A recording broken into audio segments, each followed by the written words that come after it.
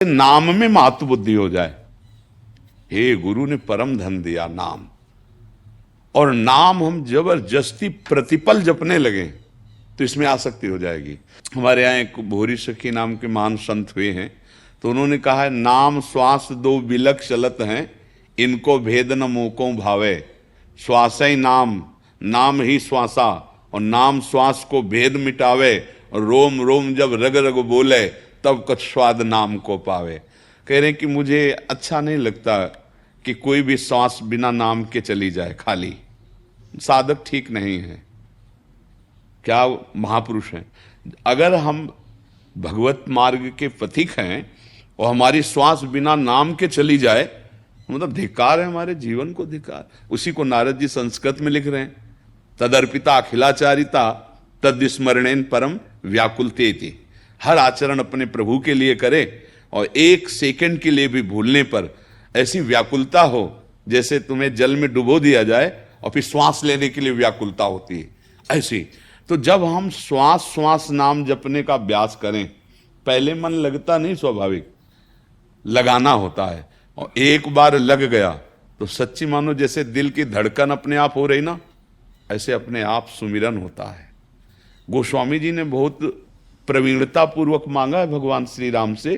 तुलसीदास जी ने कहा, कामी नारी प्यारी जिमी और लोभी जिम प्रिय दाम, तिम रघुनाथ निरंतर प्रिय लागो मोहि राम।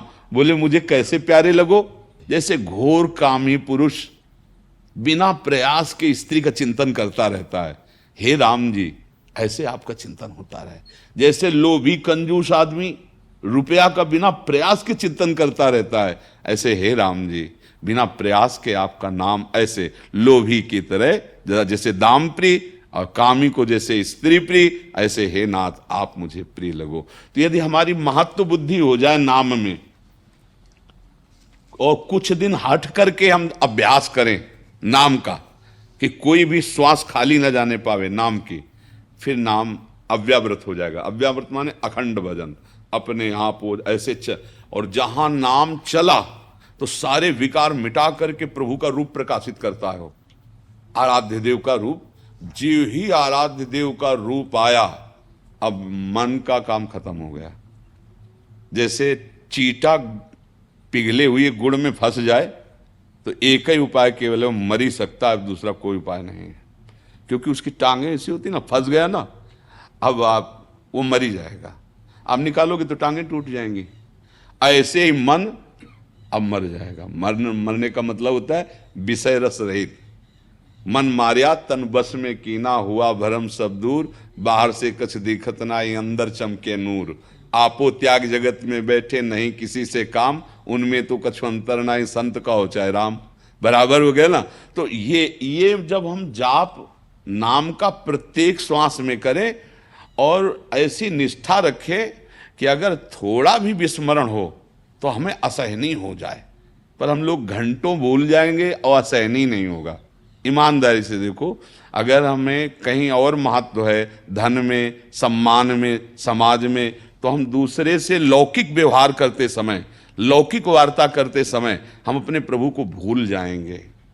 और जबकि त्रिभुवन की राज्य लक्ष्मी देने पर भी जो आधे पल के लिए भगवान का विस्मरण ना करे, वो सच्चा महाभागवत, वो भगवान का दास, जो त्रिभुवन की राज्य लक्ष्मी देने पर भी आधे पल के लिए भी भगवान का विस्मरण न करे। तो ये होता है अभ्यास से और गुरु कृपा से।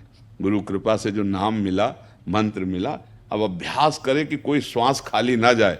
तो कुछ दिन आप अभ्यास करो, मन को पकड़ाओ, और एक बार मन पकड़ ले फिर आप छुड़ा नहीं सकते।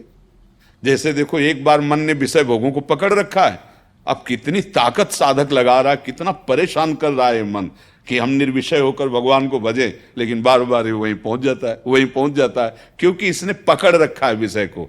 अब लड़ाई साधना इसी बात की है, विषय छुड़वाकर भगवान पकड़ाना है। और जिस दिन इसने पकड़ लिया भगवान के नाम को, वही तो सिद्ध हो गए। स्वाभाविक भगवान का स्मरण, स्वाभाविक भगवान नाम चिंतन, लीला चिंतन, रूप चिंतन, गुण चिंतन, अब वो प्रेम की दशा को प्राप्त हो जाता है। तो अभ्यास के द्वारा कोई श्वास भी नाम की खाली ना जाए तो जरूर हमको प्राप्त